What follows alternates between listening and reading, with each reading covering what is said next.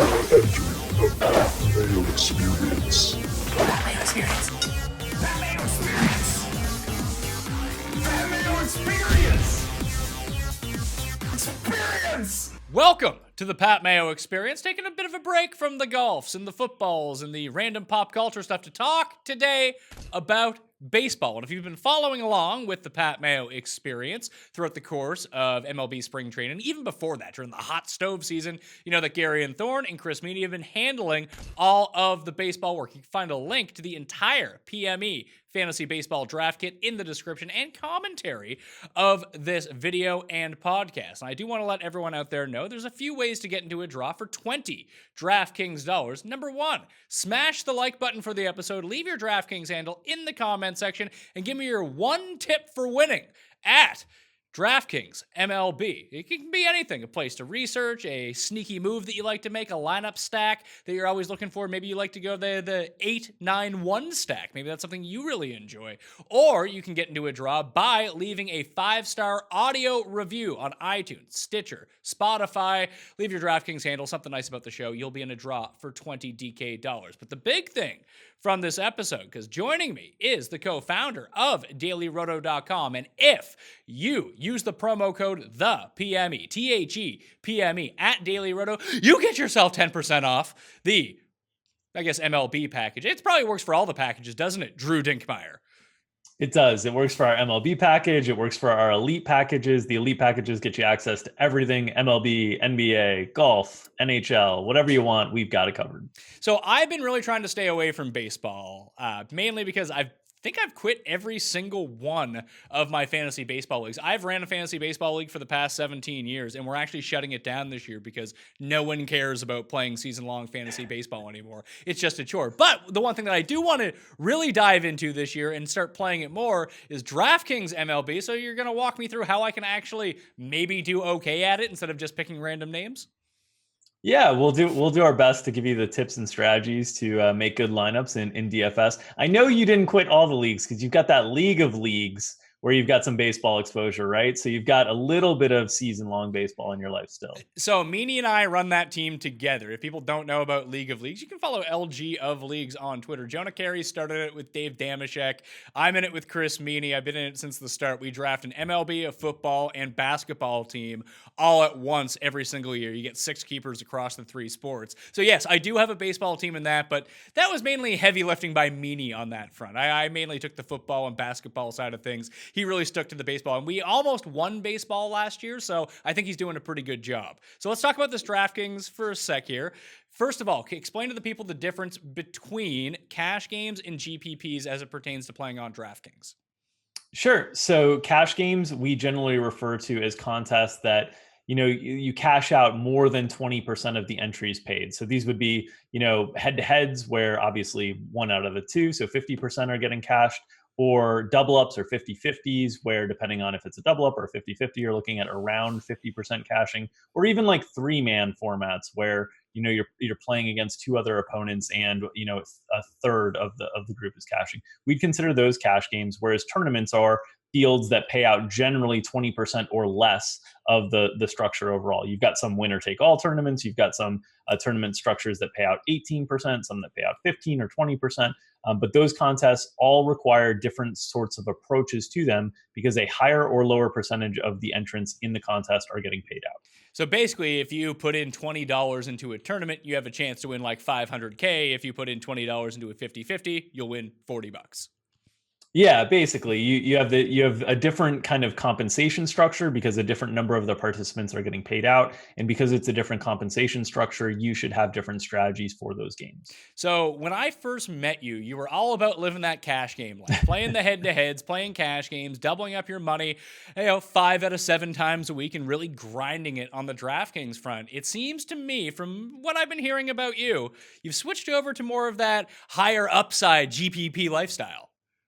I have. I've made the evolution over time, starting out as a cash game grinder, and I thought cash games were the easiest place for me personally to make money over time. And as I've kind of developed as a professional DFS player, I've found that tournaments are really a better return on investment for my time. Cash games have gotten a little bit tighter, especially at the higher stakes. There's a lot of really good players that you're having to compete against. on a day-to-day basis. So I've shifted my focus a little bit more away from cash games and a little bit more towards tournaments. So if you're focusing primarily on tournaments, when you're playing like cash games, if you're winning at like a 70% clip, you're making a good chunk of money as long as your bankroll that you're investing every single night is pretty large, just doubling up your money, or 60% of your money, whatever it may be. In tournaments, how do you deal with those swings? Because you could go 3 weeks without winning a cent, and then all of a sudden you're up 600K.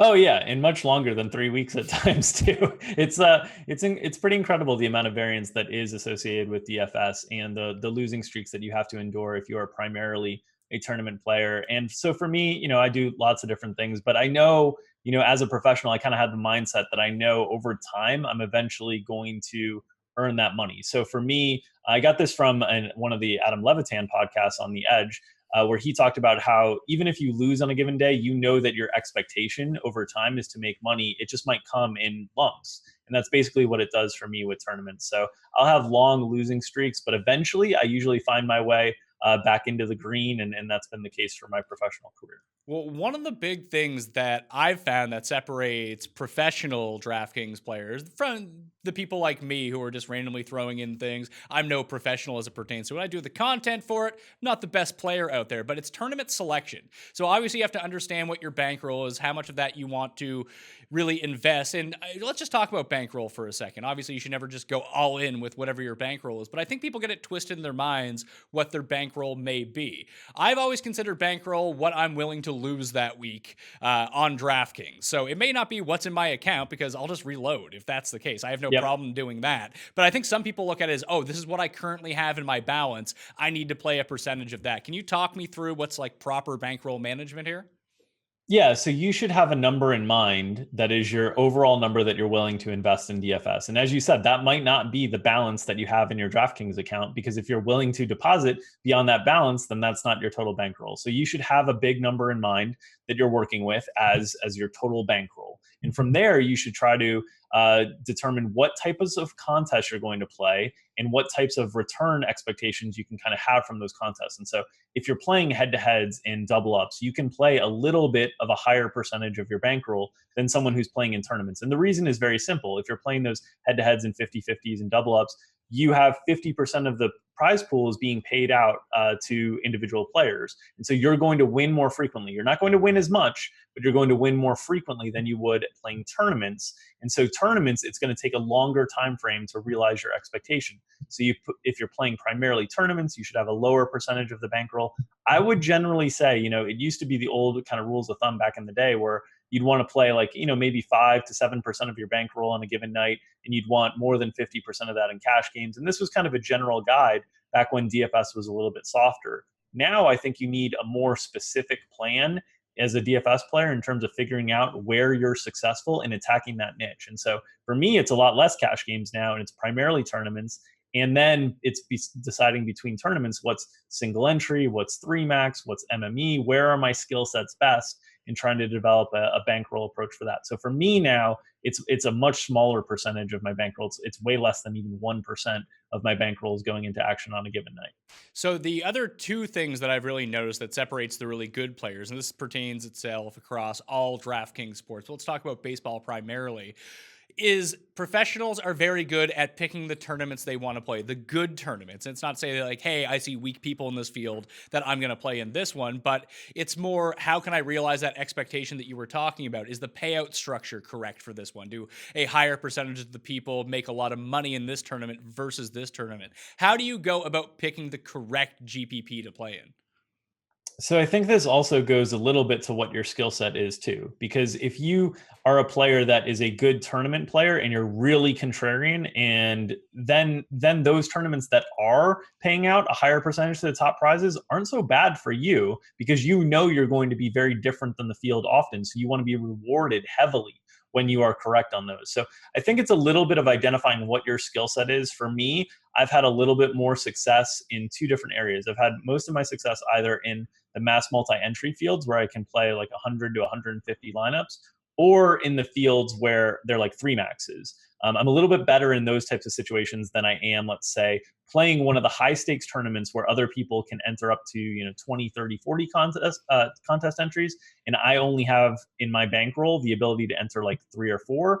I'm less effective in those types of contests. So I like to play contests personally where I have the same number of entries maxed as the other people that I'm competing against. And then in terms of payout structures, for me, ideally, because the way that I build is less contrarian usually, and usually playing a little bit more chalk, I end up cashing a higher percentage of my entries, but not always kind of getting up near the top.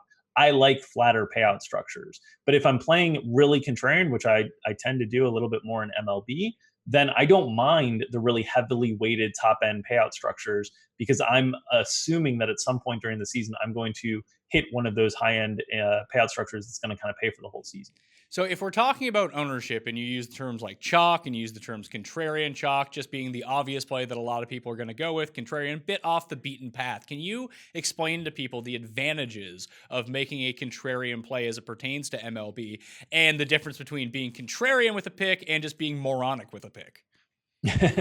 So the advantages to being contrarian in sports that have a high level of variance, like golf, like MLB, where predictability is low, because in the essence with like golf, you have a cut that chops up the tournament in half. With MLB, you have very limited opportunities for your hitters, and even the best hitters on a given night, like Mike Trout, will have plenty of performances during the course of the season where they get 0 DraftKings points. Those types of higher variance games, it's better to be contrarian, because when you are different than the field and you are right, you get paid out in a really big way. And it happens more frequently in sports that are unpredictable or less predictable. Over the course of the year, projections and different things do very well for a sport with high variance, but in an individual day, the level of variance makes it difficult to predict. And so as a result, being a little bit different gives you a higher likelihood of achieving your expectation. And are there different levels of contrarian depending on the size of the tournament that you play in? Like if you're playing in one of these 150 max tournaments, obviously you can afford to be more contrarian and play lower ownership guys because you're playing so many lineups. But when you get into a 3 max situation, or even a 20 max or a single entry, do you have to be less contrarian to build those lineups? You can take that approach, but I would recommend in general just trying to be contrarian in intelligent places, and those can flow over into either contest size. So instead of trying to think like, how different do I need to be for this specific contest? I think you should be trying to think, what is something that is different than the field that I think is an intelligent decision today, and apply it to both contests. And so that's kind of the way that I would look at it. You can choose to be more contrarian in the bigger contest, because it's going to need, the difference between being your stack being 7% owned and 1% owned in a huge contest is a really big deal. In a smaller field contest, it's not as big of a deal. So you can take that approach, but I personally would rather just take the approach of trying to find intelligent spots to be contrarian and then apply them across tournaments. Are there any positions in particular that you find easier to be contrarian with? Like on most MLB slates, are there just 2 pitchers that people gravitate towards, and you're like, you know what, I'll fade that guy and use this other type instead of using, I don't know, Chris Sale, I'll use Clayton Kershaw in this worst matchup, but he's still Clayton Kershaw, and I know that he can post 8 innings, 13 Ks with 2 hits. Yeah, there's definitely opportunities. The thing that I would say in general is that pitchers are more predictable on a day-to-day basis than hitters, which might go contrary if you play season-long MLB, because everyone will always tell you you got to wait on pitching because hitting is so much more predictable. And it is over the course of a season, but on an individual day, pitchers are more predictable than hitters. So I will often take more of my contrarian approaches actually on the hitter side of things than the pitchers. There are opportunities with pitchers where you'll see, really condensed ownership where a pitcher is just so heavily owned that it makes sense to kind of go in a different direction. But more times than not, I'm more likely to be contrarian on the hitter side of things. What type of hitters are you looking for here? I mentioned like an 8-9-1 stack for potentially an American League team to try to filter all those players together. What are some opportunities as it pertains to stacking with MLB that you can get a bit off the beaten path? Is it just take a low total team and maybe you like that matchup that day and take their core, like their 2, 3, 4, 5 hitters? Or do you take one of these super high powered offenses and a high game total where they're projected to score like 8 runs or something and just take the bottom part of that lineup, knowing that most other people aren't going to have them? Those are definitely two ways to be contrarian. And you talked about kind of what we would call a wraparound stack, meaning you take some hitters from the bottom of the lineup and you mix them with some hitters from the top of the lineup. And so you hope the bottom of the lineup sort of initiates a big inning and the top of the lineup kind of finishes it off for you. So you're getting all that production. And that's certainly a way to be contrarian within teams that are naturally chalky. Teams like the Yankees will be this year, the Red Sox, those great offenses that always have kind of high implied totals. But another way to do it is simply to kind of move your focus down the board. And most slates for MLB are these big slates where every team is involved. So you can move down the board to like the 5th, 6th, 7th highest implied total on the slate and maybe get some opportunities there. And for me, when I'm thinking about stacking teams that I think will be a little bit contrarian, I'm usually trying to accomplish one of two things. Try to take a really good offense that is facing a good pitcher that people are not excited about attacking, but the fact that this really good offense, I'm going to get them at a lower ownership than I usually do, or taking just, a mediocre offense that has one of those really good matchups. And one of the things I like to look at in either situation is the strength of the bullpen behind the starting pitcher. Because most times a stack can get to the starting pitcher, but if there's a really good bullpen behind him, a really deep one, it'll mitigate your upside in the rest of the game. So I often like to take opposing stacks against teams that have really, really weak bullpens. You mentioned implied totals. Can you please explain that for people who may not know what you're talking about, and what it would be a good implied game total for a combo stack from both sides, and what would be an individual good implied total? Yeah, so most totals during the course of the MLB season are going to be somewhere between 7.5 to 9. That's where most of the totals are going to fall on a given season. So anything below 7.5 for a total game total is going to be considered a lower scoring environment. Anything 9 and above is going to be considered kind of a higher scoring environment. And the implied total is just what team has a piece of that pie. So if two teams were, even money to play against each other with a 9 total, that would mean each team is expected to score about 4.5 runs. A good team implied total on a given slate is generally going to be anything over 5 is really good. Anything below 4 is going to be considered a pretty weak environment where you can consider those teams will almost automatically be low owned on most slates. And then kind of where you find the middle ground where I can find some contrarian teams at times that are just overlooked are in that mid 4s range when there's a handful of teams 5+, and then you got a few teams in the 4.5, 4.4, 4.6 range. Those are opportunities to be a little bit contrarian. Along with implied team totals, what are some other things that factor into your decision making, whether you want to take a stack or particular players, hitters, or pitchers from a game? Like early in the season, do you try to focus on hot weather or indoor games as opposed to outdoor games for hitters, or maybe even try to attack pitchers in the colder weather, even though they may not last longer in the game? Maybe the ball is a bit deadened. Are there little tricks like that besides, hey, if a guy plays at Coors Field, play him? Like I think we all know that one. There are a few tricks. I will say that weather is really important in baseball. It's more important in baseball DFS than any other DFS sport, and by a wide margin. And it's because it has a number of influencers on the game. The temperature, the humidity has big influences in terms of the scoring environment and how well the ball travels. But also, rain and precipitation can impact whether a starter's performance is cut short entirely or whether the game is just rained out entirely. So weather is a big one to keep track of. It is mostly taken into account in team totals, in game totals overall. So you can really kind of shortcut the weather stuff by looking at the game totals. But what I will say is there is a trick about early in the season that I think is interesting that not everybody thinks about. But in April baseball, in general, there's a wide disparity between weather. In the colder areas in the Midwest and the Northeast, you might get really low totals. In either dome stadiums or in the Southeast, you might get warmer environments. And so you will get this disparity in totals. But there's another aspect of it that people don't often consider, in that early in the season, not all pitchers are fully stretched out. And so the real stud pitchers might not have as much opportunity to accrue their upside as they will later in the season when they can go 7, 8, 9 innings. And so early in the season, these guys might be stuck around 5, 6 innings. And what it does is it condenses the overall pitcher pool in the range of outcomes for all the pitchers. So I often early in the season am actually taking fewer stud pitchers because you're getting a little bit of a condensed pool in terms of the range of outcomes for pitchers. It also helps that not only are the stud pitchers not stretched out, but a lot of the weaker pitchers are also pitching in cooler conditions and lower scoring environments on the whole. So early in the season, I'll often spend a little bit less on starting pitching. And then as the season goes on, when the weather conditions are really good everywhere and starting pitchers are really stretched out, I actually think it's more advantageous to spend up on the stud starters because they're more likely to miss bats in general. And that mitigates the impacts of the overall weather conditions and the hot weather. If you're not hitting the ball at all, you can't take advantage of the fact that it's hot and humid and the ball's going to travel further. Before you mentioned playing like 150 lineups in one tournament or playing in a 3-max where you can only have 3, how do you go about your decision-making process on which lineups to enter in a single entry or in a 3-max or even cutting down 150 lineups into a 20-max? I find I really struggle no matter what the sport is, whether it be football, UFC, PGA. I always seem to pick the wrong lineup to put in. Is that just pure guesswork or do you have a strategy behind that?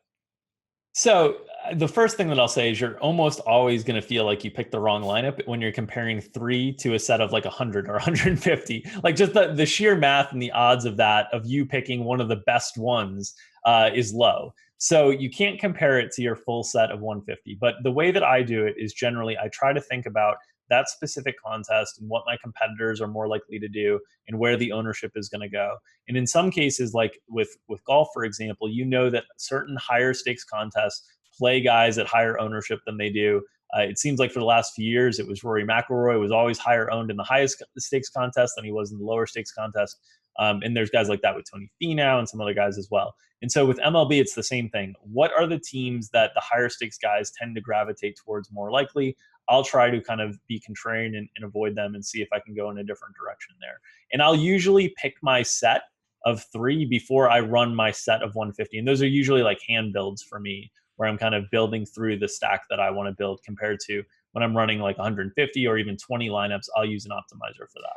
Well, you hit on the key word, and if people want to get access to Daily Roto MLB, if you use the promo code THEPME at dailyroto.com, get yourself 10% off. And I found that whether it's even a mid-level professional player, a really good amateur player as it pertains to DraftKings, and the highest, the high up, everyone is using projections, everyone is using optimizers and lineup builders. How important is that to your process rather than someone trying to make 20 hand-built lineups and going with their gut the entire time? What is the big advantage?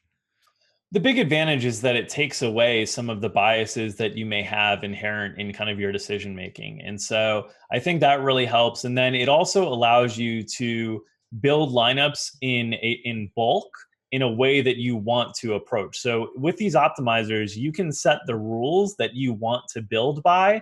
And instead of having to sit there and kind of hand make them, they can follow the rules that you're putting out there and then choose kind of based on the projections which teams fit those projections best to fit into the optimal lineup. So I think optimizers are, a really helpful tool in terms of being able to put your imprint for the structure of how you want to build the lineups into play without having your biases in terms of the individual player overwhelm your lineup decision making.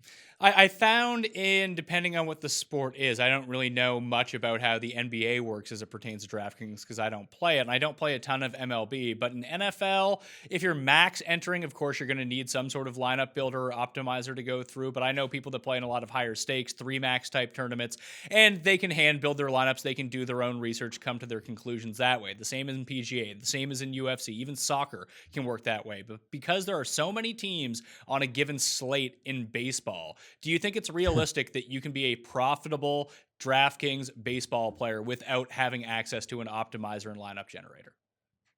I think you could. You would probably need to focus on single entry and 3-max and contests like that, where you're not competing against other people that have these huge amounts of entries, because I do think it's a big advantage to have the extra entries. Obviously, you're spending a lot more money for those entries, so the risk of loss is much more substantial. But I think if you're not using tools to help build lineups in bunch, you should probably try to focus on competing against others who won't have those same tools at their disposal. Well, the other big thing too, and Daily Roto will have these push alert notifications for you if you're a subscriber. And again, the PME, 10% off. Go to dailyroto.com and you'll get these sent right to you. Is if stuff changes within the last 15 minutes and you're hand building lineups, you're kind of screwed, aren't you? Well, it can go either way. Before lock, it's a lot easier to adjust things with optimizers. After lock, it can be a little bit tricky because you've got positions locked. And so it can kind of go either way. And our optimizer speed is really good. So if something changes in the last few minutes, you still have the opportunity to rerun and it works great. And I use that often. It's more of a deal. It's more of an issue with NBA than any other sport. MLB, you don't have to worry quite as much unless you're monitoring a weather situation and something drastically changes that you decide, hey, I don't want to include that game at all or something like that. And it is easier to kind of re-edit and go through a bulk number of lineups quickly via an optimizer than it is by hand. So when we talk about like when lineups come out and we see adjustments that get made, I know some of them come out early, some of them come out a little bit later, depending on the start time of the game or whatever the manager is up to that day, whether he's out back like hacking a dart instead of doing the lineups and submitting it to the people who need to know, or it's someone like Joe Madden who tends to be on top of these things. Do you find that there's a significant advantage in readjusting your lineups? Like if, let's say, I know a lot of people do their research in the morning and they prep for the day, but then all of a sudden there's a weird curveball with a name at an odd position in a lineup. Is there any advantage to attacking those types of players, or is everyone pretty hip to that now? Most people are pretty hip to that at this point. It'll be interesting to see with MLB's new process this year with the lineups basically having to go to MLB first for review and then out to the public. It'll be interesting to see if the time that we have to deal with and analyze the lineups and the projections shrinks a little bit, because MLB is trying to do that for integrity purposes. With sports betting becoming more a part of the conversation around the country. So it'll be interesting to see if our time is cut short a little bit there in terms of how much time we have to analyze lineups. But I think most people have kind of got onto the idea of building the majority of their lineups once they have most of the other team lineups in, and they can see where, maybe a utility player that doesn't usually play is hitting high in the lineup today and is a good value and different things like that. For us at Daily Roto, our projections have a data feed that they work off of. So when the lineups come in, the projections automatically refresh and kind of take into account the lineups. And that impacts not only the hitters that are kind of moved around in the lineup, but it also impacts the starting pitcher projections as well, because every pitcher projection is built off of the lineup that they are going to face. Before we leave the macro conversation of actual strategy of tournament selection and what the right process should be and how you should select tournaments, is there any other tips that you can give people before we really dig into how you actually research this stuff and look for values using the Daily Roto product, or maybe things to avoid that people really fall trap to? I would say the biggest thing is, until you feel like you have an edge, you should be playing kind of lower stakes contests and trying to identify what your edge is in what game type. And I think a lot of people try to do everything all at once in DFS, and I think that's really hard to do and be good at. So it's really hard to be a good cash game player and a good tournament player and a good MME player and a good 3-max player. And so I would try to focus on one or two skills that you're really trying to develop.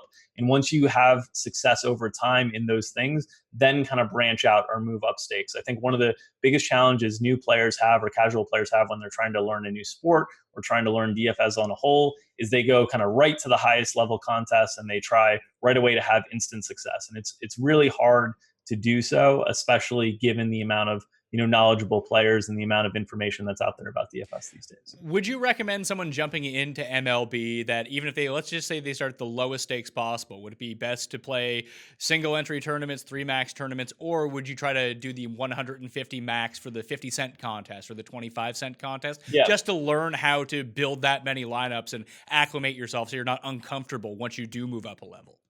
Yeah, I would do, you can pick whatever one you want to do, whatever you want to focus on. I don't think there's an advantage to someone coming in and saying, hey, I'll focus on just single entry, or I'll focus on just 3-max compared to I'll focus on MME. I think the advantage is in just choosing something that you're going to focus on and you're going to try to build that skill set. If you are doing something with MME and building, 100, 150 lineups, you should subscribe somewhere where you have an optimizer on hand to help you build. You shouldn't be trying to do that manually. So that's the one piece of advice there. But just get into something that you feel like you can focus on one thing and learn that contest, because once you do that, you'll be ahead of so many of the people you're competing against on a given day. Okay, it's time to throw the theory aside. Now that we have a good base on how this actually works, what are the optimal ways to really tackle this? Where do you start your research? What stats do you look at? What's the ownership you should be using? How do you use an optimizer? Drew's going to walk us through how he approaches each MLB slate using the Daily Roto product. And again, 10% off, you use the promo code THEPME, THEPME, at dailyroto.com. So Drew, the floor is yours. Explain away, please. Teach me how to fish. Don't just give me a fish. Sure. So the first thing that I do when, I open up a slate and I've got our DraftKings main slate here for opening day on March 28th, the first thing I like to do personally is I start at pitcher projections, because I like to try to get an idea of which pitchers I'm most likely to use on a given day. And I'll sort by our value column. You can see our points projection in our value column here. And I'll just get a feel for, okay, like, what are the levels of price that I'm likely going to spend on starting pitchers on this slate? And it looks like some of the best values are spread out. There's, Justin Verlander at the very top at 11,000. There's Herman Marquez at 9,100. And of course, these projections will adjust as lineups get finalized and whatnot. But this gives me an idea that there's lots of ways to build on this slate, because there's a really cheap pitcher in Brad Keller that looks interesting relative to his price tag. And then there's some high expensive pitchers, and then there's some mid-tier pitchers.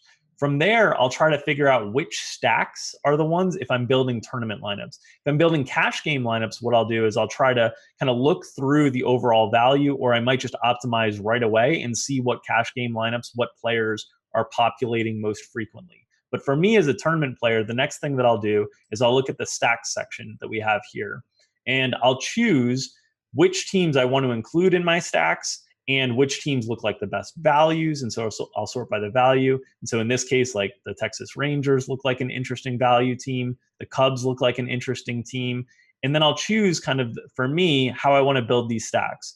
So in this dropdown, you can choose your primary stack is going to have how many players in it. You can do 2, 2+, 3, 3+. I usually do 4+, so that'll give me either stacks with 4 or 5 players from the primary team. And then the secondary team, I'll usually do 3+. So I'm going to have a lot of correlation kind of built into my lineups right away by having at least 4 from one team and at least 3 from another team. And then from here, I would kind of go through and pick and choose which teams I want to include in the submission that go in. I'll usually narrow that down. And then during the course of the season, we're going to have ownership projections as well. So I will reference those ownership projections to build my stacks in a way that I can be contrarian. So if the Cubs were going to be the most popular stack on this slate, and they are expected to have ownership in the 25 to 30% range, I might limit them to just 10% maximum as the primary stack and 10% maximum as the secondary stack. And from there, I'll then choose some settings that I'll apply. And so you can have max exposure settings to each individual position. In a game like MLB, where there's a high level of variance, I will often have a lower exposure limit. So if you wanted it to be 100, where you could have anyone, you would just hit all there and you can go to 100. But if you want to have a really spread out approach where you have like no more than 25% of any player, you can do that there as well. And you can choose this by position. So for me, I'll always have a little bit more weight on the pitchers than I will the hitters, because pitchers are a little bit more predictable for me. And then you can also do something called shuffle, which for us is a way to add a little bit of randomization into your build so you don't have players kind of all stacked on top of each other in the same lineups all the time. And I will shuffle the positions a little bit differently in terms of the weight based on the predictability of the position. So you can see in this example here, I have pitchers shuffled down to a 10, and this is on a scale of 0 to 100, 100 being a really high shuffle and almost like a pure randomizer, 0 being just a pure optimizer. And then the catcher position, I'll go up higher, like 45, 55, because I know catching is a position I don't want to be all in on 1 or 2 guys at the catcher position, because there's so much variance in the results of catchers. They usually hit low in the lineup. And then from there, I'll kind of pick, how many unique players I want per lineup, how many lineups I'm trying to create. I'll do 20 for this set. I can save all these settings up here by just clicking that red save. And once that's saved, it'll load every time I go back. And then I just kind of run the optimizer and see what results I get, see what kind of exposures I get to individual players, and decide if I want those exposures or if I want to kind of move things in a different direction. So once you see all of your lineups come up on the screen, do you then just say, all right, good enough for me. I've spent my 5 minutes doing research. I know some people do that and actually do pretty well doing that because a lot of people are in a time pinch. That's one of my favorite things about having the optimizer, or even for like golf for Fantasy National. It makes doing my research so much quicker than if I had to do it by hand, that if I am in a pinch and I need to submit lineups in 5 minutes because I forgot or something came up, my newborn was screaming in the other room, I'm trying to upload it from my phone, doesn't matter what it is, having that ability to do it. But what is the reassessment process once you look at all the lineups that have been generated? So the first reassessment process that I'll have for me personally is I'll look at this players page and make sure that all my exposures are lining up the way it is. And you see, if you remember, we capped hitters at 25. So I've got Mike Trout at 25%, Chris Bryant at 25%, and so on and so forth. And then I'll kind of look through the stacks and see how they're paired. So I have no 5-man stacks, but I have a lot of 4-man stacks from each team. So I have a lot of 4-3s. And you can see them highlighted here by the teammates that are highlighted. So in the case of the Cubs, they're highlighted in blue. The Rangers are highlighted in blue as well because they both have blue logos. The A's here are highlighted in green. And you can see how many teammates you kind of have from each team. So I will look and see, okay, am I getting too many of the same teams kind of paired together? And so in this example, I'm getting a lot of, Chicago with Texas. And then as I kind of scroll down, I don't have any other Chicago with anybody else. So I might, nix some of the lineups there and kind of rebuild and try to reshuffle or reorg. The other thing that I can do is if I'm getting a lot of pitchers paired together, like Justin Verlander and Joey Lucchesi is a really popular combination here. And let's say I don't want that. I might make a group that simply says, max one of Verlander Lucchesi. And I can make this group, and it's setting a new set of rules on my optimizer where I will only have one of these two pitchers in all my lineups once I save that group. So I might do stuff like that where I add groups because I see like too many guys getting bunched together that I don't necessarily want. Or I might make a group that, like, for these Cubs lineups, you can see some of these stacks here have like a Cubs hitter that's 9, 5, 1, and 3. Those guys might be a little bit too spread out to me. So I may make a group that says, if I use Anthony Rizzo as a key player, then I want at least 2 of the players that are projected to hit right around him. So I can make these rules where I say, if Anthony Rizzo's in a lineup, I want at least 2 of Chris Bryant and Kyle Schwarber and Ben Zobrist. And I can say at most 2, or at least 2, of these players. And so I can tighten up my stacks a little bit more. So I'm making sure that I'm getting players that are bunched a little bit closer together. Okay, so when you talk about game or team stacks and you write these rules into it, if it was me, I feel like I could get myself really bogged down that instead of actually researching my lineups, I would just be coming up with different groups and different things to tell the optimizer to do instead of actually doing the research I need to do. I could see analysis by paralysis happening this way. Is there a max number of like listings that you'll give an optimizer that you want to cap yourself at? And instead of like at some point, it would just be if you wrote like 500 of them, you might as well just do them by hand. Right.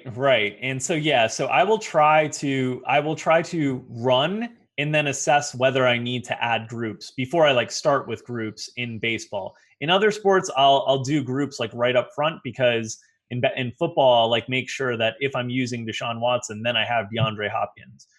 But in baseball, because I have the stack section where I can build those rules right away, I won't usually make groups until I've run lineups and see what I like. And the same thing, I'll oftentimes start with running my exposures with everything at 100 and shuffle at 0 on everything. So I see what the optimals are spitting out, and then I can constrain individual pieces. So I like to kind of start broad and then hone in. But for me, there's not a lot of honing in. It's just setting a few rules that I want to make sure that I'm a little bit different than the field. And you can really assess that by seeing what it spits out for you anyway. How advantageous would it be in judging ownership that if you run the optimizer to straight up run it, like you mentioned, at 100% max, no shuffle on, you just hit optimize and even see the top like 3 lineups that get spit out? I'm sure there's not a huge distinction in just the pure optimal. There's going to be different spots where optimal spit out different things among different sites, but would that give you a good generalization between, if someone is a member at Daily Roto or someone else is using their own optimizer, that they might spit out somewhat similar results and you can gauge ownership that way? Yeah, it'll give you a good idea. I mean, most projection systems aren't too far apart. So it'll give you a good idea of who the players that are most likely to be popular on a given day are. And I'm still running this through those stack settings. So you won't see like cash game type lineups. You'll still see stacks here, but you will see kind of what stacks are most likely to be popular on a given day, because there are differences in projection systems and some can be more accurate than others, but they're usually not wide disparities. Most projection systems, you don't need them to tell you that Mike Trout's a really good baseball player and he's going to project really high on most days. So it's more about kind of the overall fit of a given lineup. And you can still see in this one, you're getting a lot of Cubs and a lot of Rangers early for this opening day slate. So my guess is those two teams will be among the chalkier teams. See, that's good information to have. And when you're setting these team stacks, how often do you say your primary stack, your secondary stack, and put them together into a lineup? How often is it a complete game stack where both of the stacks are from the same game? It happens more on these kind of mid-tier slates. This one with just 9 games on opening day is one of those, or when there's like just an offensive environment that's very different than the rest. And so Texas, in April or in late March in this case, is a much warmer environment than most of the others on the slate. So that just happens to be the case with this kind of mid-tier slate. So let's say I know better than you, and I know better than a computer. So I have a gut feeling that this game is really going to shoot out. Is there a way that I can customize the Daily Roto tools in order to make the projections more along what I see? Yeah, so you can choose your stacks in this section. And so if you wanted to choose a primary, Cub stack with a secondary Ranger stack, you could make all your lineups by just locking those stacks, and it'll have all of those lineups generate for you.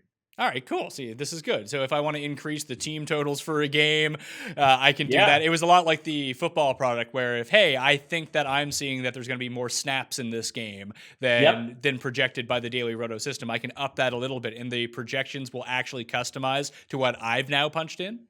Yep, we have all these areas up here that are customizable for the games that you can change the total. And then we have like a little handy boost if you just want to boost the game. And it gives a big jump in implied total. So if you wanted to say, hey, the Marlins are going to be great, that bumps them 3 runs. And right away, you'll start to see teams floating to the projections. Maybe not the Marlins because they're not very good hitters.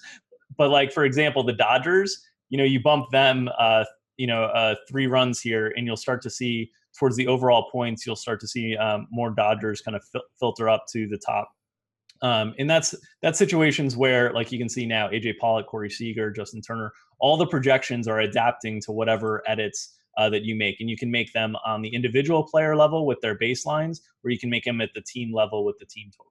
So what else should we know about the product when we're going in and making our fantasy baseball lineups for the given day that maybe you haven't covered yet, or maybe you just you're keeping to yourself, and you got to let the viewers of the Pat Mayo Experience know these things? I think there's a couple things with like team settings where you can choose if you want minimum or maximum, and you can like uncheck teams if you don't want them included in the pool. I think really the main thing is understanding that the optimizer is constraints. Instruction constraints you put out there, the optimizer is putting them there. All right, before we jump out of the optimizer, there has to be one more thing you can show me about this that can just help me, because I need to save time here, Drew. Yeah, one of the things that we added in this year's edition of the optimizer is the ability to customize your settings, but also save them so you can use them for different sets. So if I was to change my exposures here, where I have max 40% in my shuffle to 25%, and I wanted to save this for future runs, I could save this as general settings, and I could save that, and then in the future, whenever I come in for any other slate, I will have that settings, the ability to load it or to start with any other settings that I've made. And so this is great for if you've made individual edits on player baselines that you just don't agree with. You think, Mike Trout is a 450 weighted on base average guy or whatever. This is really for the advanced users who tinker around with a lot of our defaults and adjust a lot of stuff. They can make those edits and save them for the future. And we'll also have the ability this year to upload your own projections as well if you have your own projections. All right, that was the Daily Roto tools. If you want to become a subscriber at Daily Roto, use the promo code the PME, get yourself 10% off and save yourself all the time and use better projections than I'm sure you can probably come up with. Or if you think your projections are better, like Drew said, you can upload them, you can adjust them. It just makes it a lot easier if you're actually serious about submitting MLB lineups on a daily basis, because not everyone has all the time in the world to do all the research, the hours of research, the hours of lineup build. This is just a very easy way that you can tackle. And if you're playing, a substantial amount of money even a limited amount of money every single day, well worth it to go to dailyroto.com. Also, Drew, there is Showdown contests for MLB as well. And I have not been able to wrap my head around Showdown contests outside of anything besides Day 4 PGA. That's it. NFL, I'm out in the wilderness on this. I can't figure it out. What are some tips and tricks for Showdown for MLB for DraftKings this season? Yeah, so we'll have Showdown Optimizer posted. I don't know if we'll have it, we're recording this earlier and we'll release it on Monday after the MLB series in Japan. But we will have the Showdown Optimizer ready for the start of the season. And the big thing for Showdown is trying to find ways to correlate your lineups, because it's a smaller subset of options in general. So you'll take some relief pitchers in Showdown. You might build lineups where you have a situation where you're stacking one team and against the starting pitcher and then using a relief pitcher from that team as well. So you'll have some situations in Showdown that are a little bit different than regular slates because of the relief pitcher projections as well. Well, how do you figure out which relief pitcher you want to use? Obviously, would you use it on the team that you think is going to get lit up and then all of a sudden a long man comes in the game? Or do you correlate it with, hey, I'm not going to take the starting pitcher from this team, but I'm going to take the guys that pitch the 7th, 8th, and 9th and try to get a high K per 9 ratio there and just pile up a bunch of points?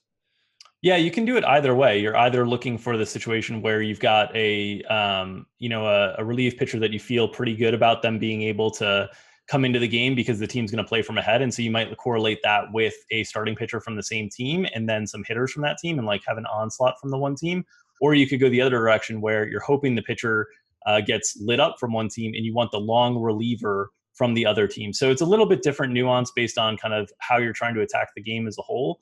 But you want to build those scripts into your Showdown lineups, just like in NFL, just like in NBA, where you're trying to predict exactly how that game will go instead of just necessarily jamming projections, because that's the way to kind of be different than the field. So what do you do? What are the things that people do to themselves in MLB Showdown that just kills them right off the hop?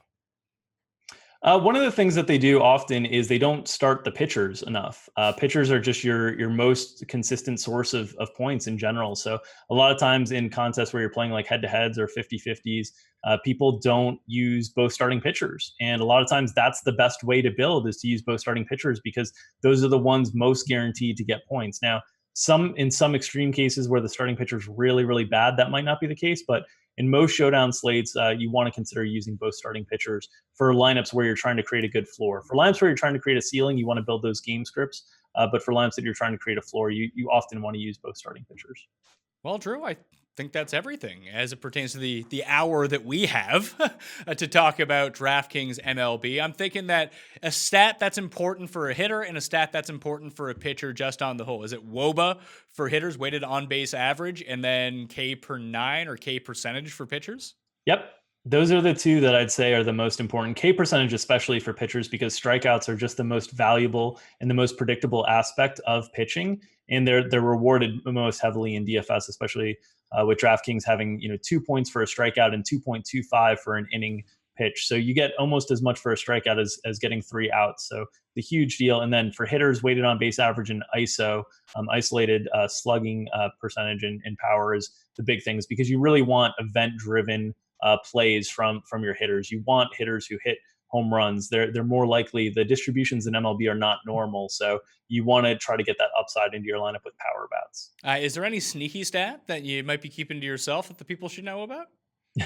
No, those are the main ones we use. We found that weighted on base average and ISO correlate best with DraftKings points, and we've done a lot of research on that to fuel the projection system. And so those are the stats we most heavily lean on from the hitting side. And you mentioned it at K percentage on the pitching side. So you're not like, hey, I need a high barrels percentage off this shortstop, or my Z ozone percentage needs to be very high. No, there's not stuff like that. It's interesting stuff to help form, some baselines on individual players, and the StatCast data is really cool to play around with. But a lot of the stuff we're still working on trying to figure out the reliability and the predictability as opposed to the descriptive nature of those statistics. All right, Drew Dinkmeyer, co-founder of DailyRoto.com. If you become a subscriber at DailyRoto.com for MLB or any of their DraftKings packages, use the promo code ThePME, get yourself 10% off, and follow Drew on Twitter at Drew Dinkmeyer. Anything left to say? Give me the elevator pitch on why people need to get this year, Drew. The elevator pitch for Daily Roto is, we're a site that's dedicated to DFS professionals. It's run by DFS professionals who are working on all the projections and all the content. We've built world-class tools to help players elevate their game in daily fantasy. All right, see, that sounds pretty good. You can follow me, not a DFS professional, at the PME on Twitter, the Instagrams, and the Facebooks. If you're like old and still use Facebook, I'm on there. I'm kind of old. I can jive with you on the Facebooks. I mean, I don't actually run it, but someone else does. But hey, you can find all the content up there. If you want to get into a draw for $20 DK, remember, smash the like button to this episode, leave your DraftKings handle in the comment section, and give me your one favorite tip for DraftKings MLB for the upcoming season. It could be a secret stat, it could be a strategy, whatever it is. It'll build a good community of stats that other people can influence that you can go look at and maybe glean something from along with the Daily Roto product. Or you can leave a 5-star review on any of the audio podcast platforms, iTunes, Stitcher, Spotify, wherever else. I'll see them all with your DraftKings handle and something nice about the show, nothing negative. Let me tell you, if I draw you out of the hat, although it's a random draw and you've said something negative, you're not going to win. So you might as well say something positive if you want that $20 DK. Also in the description of this video, the entire Pat Mayo Experience Baseball Draft Kit for Fantasy Baseball 2019. All the work done by Gary and Thorne and Chris Meany. So check them out on Twitter at Gary and Thorne and Chris Meany and go watch those shows and give those a bunch of likes as well, all right? Plus full content and rankings up on DKPlaybook.com. That will do it. Good luck this baseball season on DraftKings. I hope this helped. I'm Pat Mayo. I'll see you next time. That Mayo experience! Experience!